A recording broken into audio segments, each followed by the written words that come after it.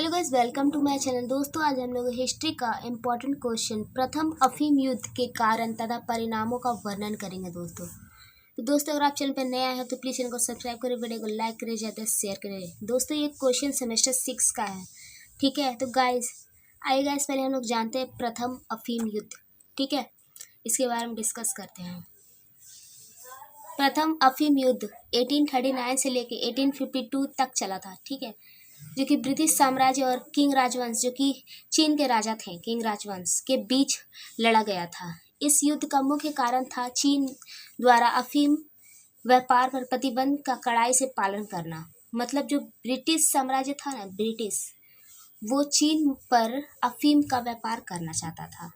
ठीक है, लेकिन चीन इस पर रोकथाम करना चाहता था, रोक लगाना चाहता था, प्रतिबंध लगाना चाहता था, कड़ाई से पालन करना चाहता था, जिसके तहत मुख्य रूप से ब्रिटिश व्यापारी के अफीम के भंडारों को, जो उस समय कंटाक नाम से, अफीम के भंडार को उस समय कंटाक नाम से जाना जाता था, और इसे जब्त किया गया और भविष्य में अपराधियों को मौत की सजा देने की धमकी दी गई।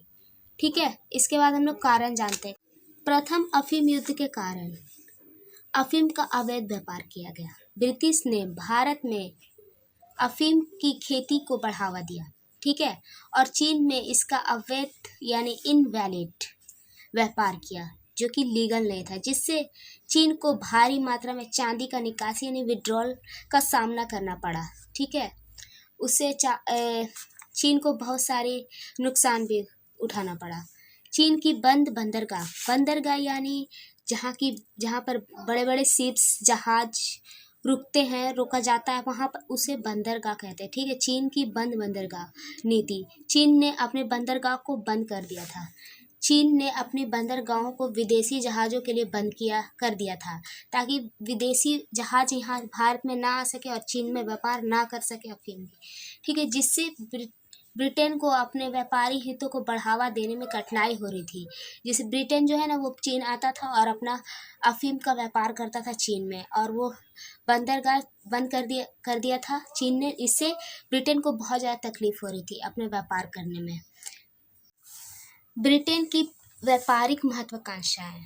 ब्रिटेन का जो व्यापारिक यानी व्यापार करने का जो महत्वाकांक्षा था, जो उसका मंसूबा था, ब्रिटेन चीन में अपने व्यापारिक हितों को अपने व्यापार के हितों को बढ़ावा देना चाहता था, और इसके लिए वह चीन के बंद बंदरगाह नीति को समाप्त करना चाहता था। चीन जो अपने बंद बंदरगाह नीति को लेकर चल रहा था, उसे वो समाप्त करना चाहता था, ताकि वो यहाँ आए और अपना व्यापार शुरू करे। और ठीक है, ब्रिटिश आर्थिक हित, अपने फाइनेंस के हित के बारे में सोचता। ब्रिटेन चीन में व्यापार करने और व्यापार संतुलन अपने पक्ष में करने के लिए उत्सुक था, बहुत ज़्यादा एक्साइटेड था। अफीम व्यापार, ब्रिटिश व्यापारियों ने अफीम का व्यापार किया, जिससे चीन में अफीम की लत फैल गई। लेकिन तदनुसार जो ब्रिटिश था, ठीक है, वो ब्रिटेन था, वो आता है और व्यापार करता है, ठीक है, चीन में, जिससे कि चीन के लोग में अफीम की लत फैल गई और समाज में संस्थाएं की उत्पन्न हुई। ठीक है, चीनी सरकार की सख्ती, चीनी सरकार जो उस पर सख्ती बरता। चीनी सरकार ने अफीम व्यापार पर प्रतिबंध लगाया और अफीम के भंडारों को जब्त किया। ठीक है, इसके अब घटनाएं। अफीम के भंडारों की जब्ती। चीन सरकार ने ब्रिटिश व्यापारियों को अफीम के भंडारों को जब्त किया। ठीक है, उसके बाद ब्रिटिश सैन्य अभियान। ब्रिटिश सैन्य रॉयल ने जून 1840 में एक सैन्य अभियान की शुरू की। प्रथम अफीम युद्ध के परिणाम क्या हुए? चीन की हार हुई। चीन को युद्ध में हार का सामना करना पड़ा, क्योंकि ब्रिटेन जो था वो शक्तिशाली था, फाइनेंशियली, इकोनॉमिकली, हर चीज़ से। ठीक है, अफीम व्यापार का अफीम व्यापार जारी रहा और चीन में अफीम की लत फैल गई लोगों में, वहाँ के व्यापार में। ठीक है, वहाँ पर व्यापार जारी रहा। चीनी साम्राज्य का पतन हुआ। ठीक है, अब प्रथम अफीम युद्ध ने चीनी साम्राज्य के पतन का शुरुआत को चिन्हित यानी हो गया। ठीक है, साइन मिला।